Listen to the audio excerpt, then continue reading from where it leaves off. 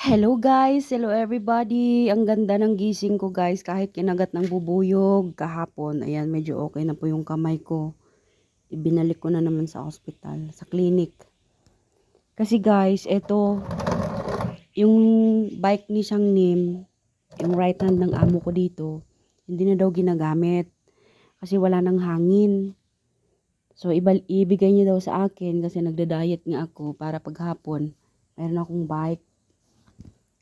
Sabi ko sa kanya, bago pa naman to, bakit ibibigay mo na? Sabi niya, nakabili na daw sila ng bago.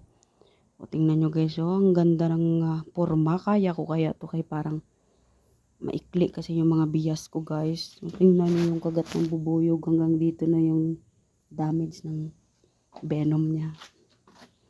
May pa venom, ilat. Tingnan nyo guys, oh. Tapos, parang naka-design siguro sa babae to.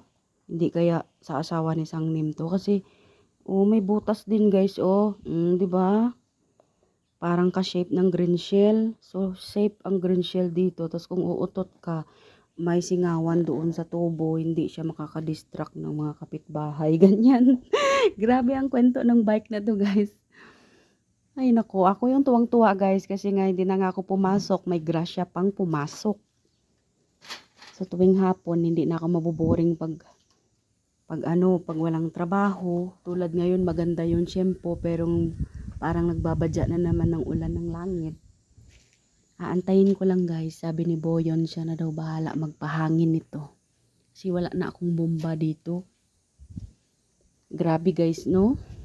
Halos hindi pa ba as in gamit na gamit ba? Kasi tignan nyo yung goma, okay na okay pa. Ay, natapon na. Ilalapag ko nga muna tong camera para matesting ko yung green shell ko kung akma nga sa butas kanina. At ayan, kitang-kita nyo naman unang sampa pa lang, hindi na kaya. Eto talaga yung problema kapag pinagkaitan ka ng tangkad na katulad ng iba. Pero okay lang yan kasi pwede nga namang i-adjust, kaya hindi susuko ang Madam Sitang dahil akin daw yan. At tulad ko nga yung bike, medyo natigang na dahil na-stuck na, kailangan ng punasan para dumulas-dulas ba.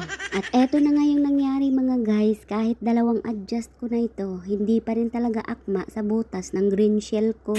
Yung nakakatawa pa kasi mas nauna niya pang nasundot yung puyat yung kagagaling mo lang sa CR dahil nagbawas ka. Tapos pagdating mo sa bike na diinan, natusok na. At dito nga sa pangatlong adjust, sabi ko last na talaga to. Abay todo, hirap na talaga mga guys. Ang tigas-tigas, ang hirap i-adjust. Palibhasa dito sa Korea, marami silang pera. Kaya ayan, mga burara na sa gamit nila. Pag hindi na ginagamit, wala. Itatabi o itatapon na lang nila. At sa wakas, nakuha ko na rin yung tamang timpla. Hindi na naiipit yung green shell ko na maldita. Hangin na nga lang ang kulang, pwede nang lumarga. Meron na naman akong nadagdag sa pang-diet ko. Meron na akong bike na pang-exercise tuwing umaga.